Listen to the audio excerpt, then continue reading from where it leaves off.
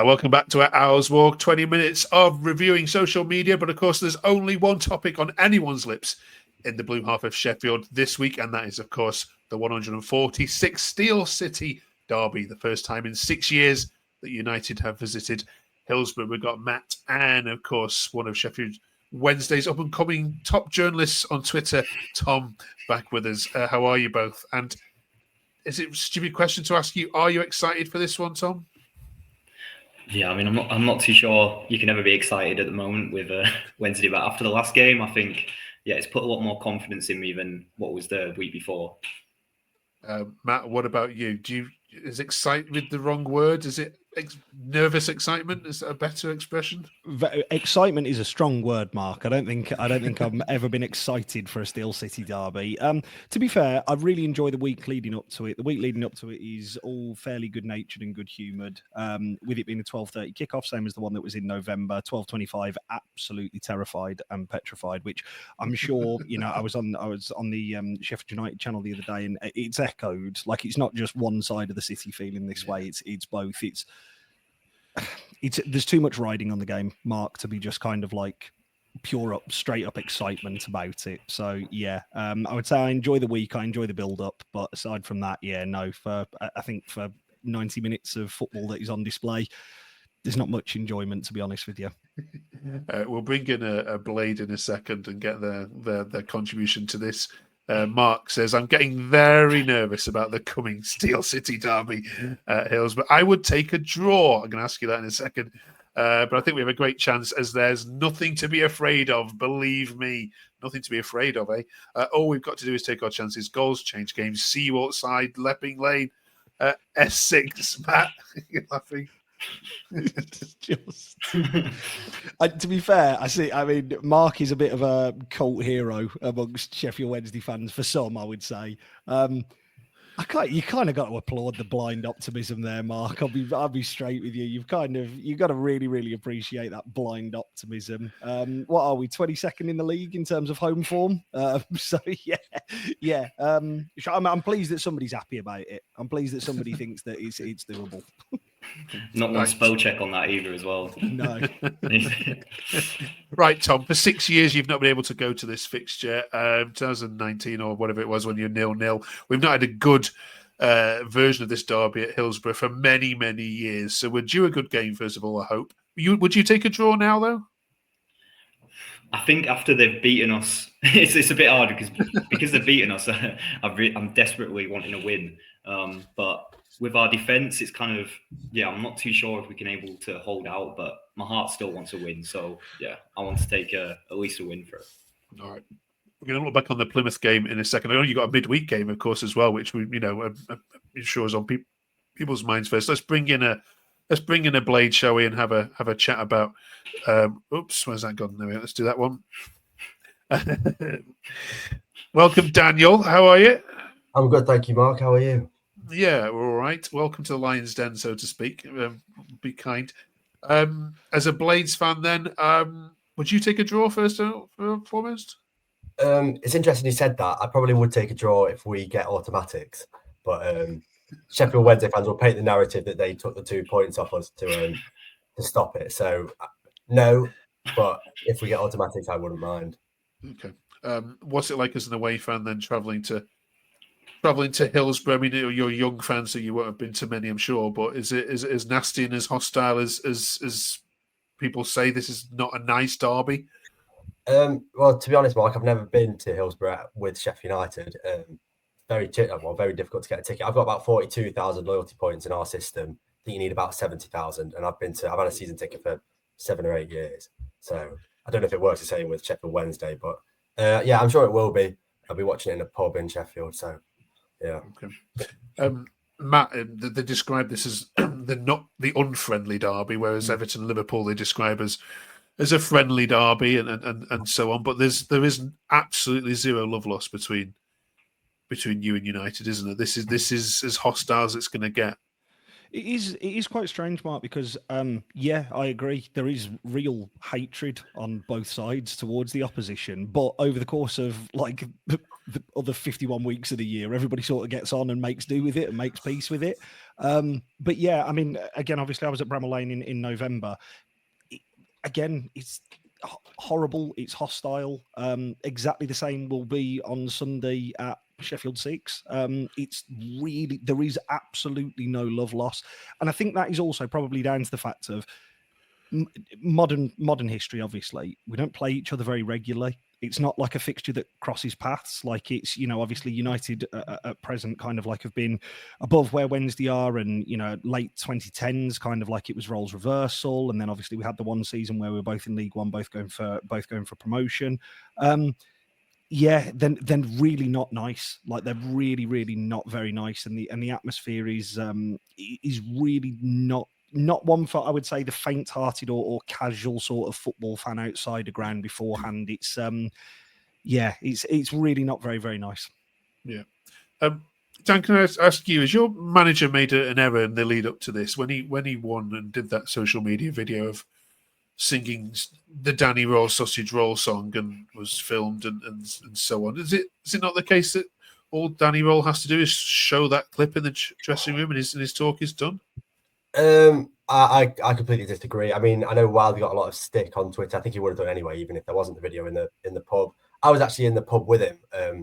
I'm not a friend of Wilder, but just coincidentally, that's Wilder's local, and I think he'd do that sort of every week anyway. Or once the game's finished, he's allowed to do whatever he wants to do. And just because this video of him singing sausage roll and whatnot's come out, I don't think that really changed anything. I could understand the disrespect aspect, but I mean, it's just a joke, isn't it? He's singing about a sausage roll. I personally don't think so. I think it's a load of rubbish, to be honest, Mark. Right, Tom, tell him he's wrong. No, I actually agree, to be honest. I think everyone wants this heated derby, but as soon as something, a bit of banter happens, when they're all like screaming disrespects and stuff. I think it's mainly, the only point I have with it is Wilder when he's going on about the ref eating a sandwich and it's disrespectful and stuff. Like sometimes if he loses a game, he then goes on, it's a bit disrespectful. But I don't think there's too much in it. But I know that Danny will use that hopefully to try and get a reaction. If I could just add something, Mark, very quick. Wilder is a Sheffield United fan as well, so like, he's not allowed to support his own team and celebrate with his fellow mates and fans. So I think that's part of the reason he's done it. Matt? I think from an opposition manager and a colleague, I think it's incredibly disrespectful. I don't think it's anything against Sheffield Wednesday. I wouldn't surprise. I don't dislike the fact that Chris Wilder hates us. Like again, if I was, I thank God I'm not Sheffield Wednesday manager, by the way. But yeah, I would absolutely love to manage this and get a win. I just thought from the fact that this is a colleague and somebody who you are going to have to come up against for the remainder of your career, I just thought it was a bit of a sour move. My look at it and my take on it is, I mean, I think when Neil Warnock was Sheffield Wednesday manager, Sheffield Wednesday fans despised him to the back teeth, but always had a little bit of kind of begrudging, as I think it was Tom mentioned there. It's kind of like, there's almost kind of like it was funny, and now he's kind of like everybody's like favorite Yorkshire granddad. With Chris Wilder, I don't think there's ever going to be that balance with Sheffield Wednesday fans. I think it is always going to be consistent hatred from Sheffield Wednesday fans towards him as a manager. Yeah, and he needs not to do anything daft, doesn't he, Dan? This weekend, he's always one for the odd bit of touchline antics. Does he just need to rein it in and calm it down a bit, given that he is the away visiting manager? I don't think so. I think in terms of the 90 minutes on the pitch, I'd want him to be as cool as possible. He's spoken before about him wanting to bring on strikers when we're losing and stuff, but he needs to do what's best for the club. It's easy to get carried away, especially being a Blade. But no, as long as the 90 minutes he's focused, I don't care what he does after. I hope it's worse. I don't know. I hope he rubs it in as much as he can. Tom, if I took the other 8 games that are after this and made them all defeats for you, but I gave you a 3-0 win this Sunday, would you take it? Oh, I'd bite your hand off. I mean, it's a bit Tim Pot, but we're not getting playoffs, so take lower mid-table and at least a bit of bragging rights, I think. Okay, all right, fair enough. Matt, what sort of shape of Wednesday in though going into this one? I mean, we obviously don't know what's happening midweek yet, but Should we have players back ready and fit and fighty? So we saw Dominic Iorfa come in against Plymouth for his first appearance for a long while. He came on at right back, played okay, managed his minutes. We seem to have discovered that Callum Patterson is apparently the best goal scoring threat that we have at Sheffield Wednesday at the moment, which I would suggest that there's not many people who had that on their bingo cards for for this season. Yeah, I mean, I would say we're a more settled side than we were when we went to Bramall Lane earlier in the year, in terms of there was an awful lot of tinkering that's going on. Now, I think, I mean, at the weekend just gone, it was the first time that Danny's not made multiple changes going into a game. And I think that was actually due to kind of like player availability. I think with this it is a 3-game week. I know the game's on a Sunday and we last played on a Saturday, but it is a 3-game week. And the players have stayed down in Plymouth and travelled across to Norwich, so they've stayed down.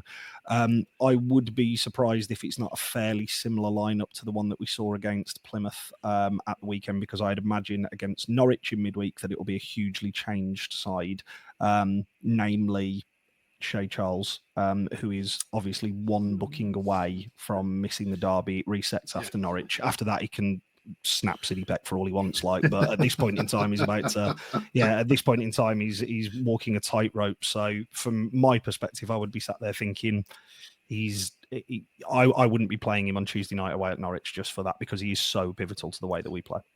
Yeah. It's weird how City Peck gets all these mentions of being snapped and all these messages. Right, Dan, let's get a score prediction from you. How much do you want to beat them? Come on, let's give it large. Well, that's a silly question. Of course, we want to beat them. You can't really describe it into words. I'm sure Matt and Tom agree. I think we'll comfortably win 2-0.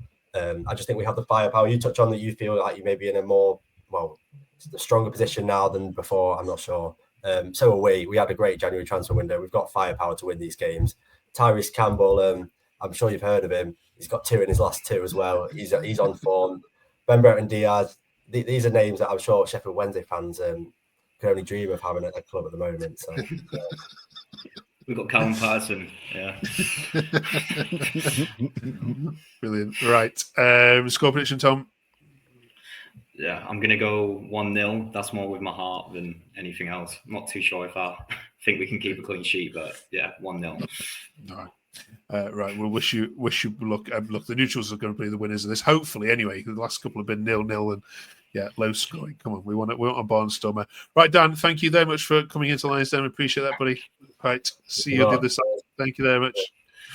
Right, and then for you two, let's get some social media takes from the Plymouth game, shall we? 8 yellow cards shown in the Plymouth game and not a single one of them to Shay Charles. Absolutely miraculous, says Nathan. And Kieran says this technically makes us better than Liverpool. I've got to love Wednesday fans' humour. They're the best. The best for it, yeah. What did we learn, Matt, from the Plymouth game?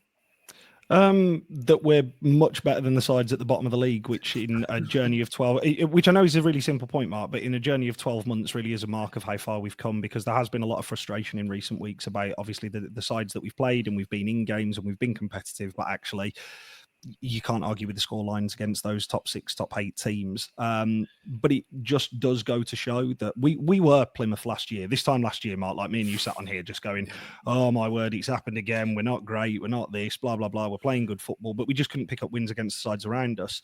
A year down the line, that was, honestly, it was Sheffield Wednesday in second gear on Saturday. And that is, I feel really bad for saying that for Plymouth. That is a side who I'm really fearful for. They are in an awful lot of trouble if that is exactly how they are approaching the final and remaining games of the season. Because that was, I suppose, from my perspective going into the game, that was a winnable game for them. You know, we're on a horrendous run of form, bucket loads of injuries, and they were never in the game after the first 5 minutes. Yeah, to be fair, they recognise that themselves. All right, Tom Patterson, is he one of the most underrated players at the moment in the Championship? I don't know about the Championship, but I think for Wednesday, that was maybe a bit too far. But I've always rated him in the sense of a squad player. He can play about 4 or 5 different positions. But yeah, I think it just shows kind of the lack of forwards that we've got, that he does a job. That's what he does. And he's getting the odd goal. And I think he just needs to keep doing that. And then hopefully someone like Gassama can turn up who has like real quality. I don't know if you saw when he fake shot their centre back and put him down and then laughed in his face and then continued. That was a great moment. Right, moving on then, we're talking also about wages this week because there's been lots of chatter and publications done on it. It would come of no surprise whatsoever. Hang on, sorry, Sheffield... Mark, that's got to be wrong. Sheffield United, 20.9 million. I thought it was a fairy tale. Anyway, carry on. Now. It's your channel. You can say what you want, actually. Daniel's gone now. So he's gone now, yeah. 15.5 million. So you literally are mid-table. So, I mean, Tom, reading this, you're exactly where you should be according to the wage structure. Aren't you? First of all, does that surprise you in any way, shape, or form in relation to who you're spending more or less than? Yeah, I mean, you look at Sunderland, like, look how well they've spent their money on. I think I kind of expected it to be maybe a bit lower, but still, kind of around the middle. So, it's kind of what I expected. Yeah. The top earner at Sheffield Wednesday does anyone know? I mean, rumoured anyway. This is what Salary Sport reckon. That doesn't surprise me in terms of Bannon. Yeah, I look at this in terms of how many players in the top 10 are earning over $1 million. Now you look at Burnley and Leeds; they've got players on 2 million and nearly 1 million, half of them, but you still got good range of players here on over $1 million, well, reportedly over $1 million a year. Matt, is that surprising given how you're only back from League One a couple of years ago? No, because if you look at all bar Dominic Iorfa and Barry Bannon, they are championship signings. They have been made since we've gone up. When you then start dipping into your Callum Pattersons, your Michael Smith, they are legacy players and signed. Michael Smith, not so much, but Michael Smith signed on a free and was a goal scorer and pivotal to our success in League One. So that's almost like paid for itself. But yeah, the Callum Patterson one was expensive when he came in. Bannon will always and should always be our top earner as long as he's at the club because of the service that he's given to the club. I don't think there'll be any Sheffield Wednesday fan who will begrudge that.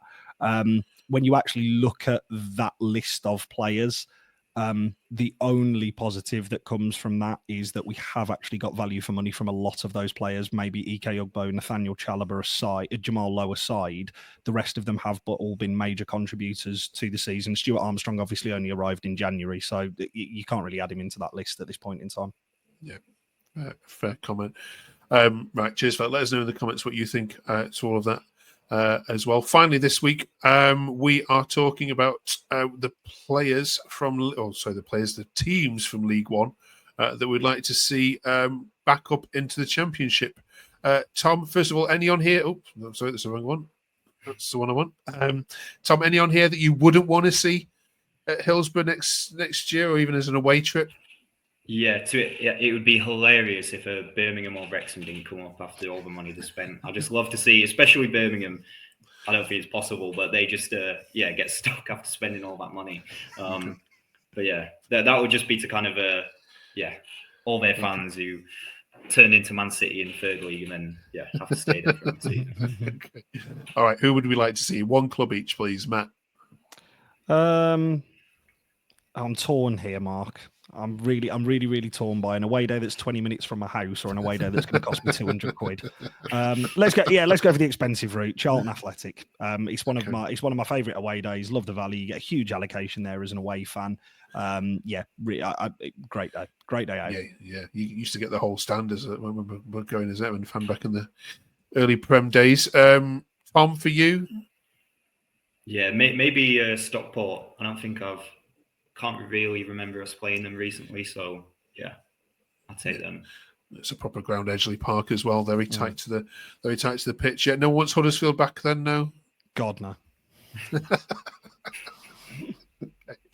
Sorry, Huddersfield fans, not going to be watching this anyway. Right, thank you very much, you two. Look, we'll all be watching on Sunday. Fingers crossed for a good game, and secretly, good luck.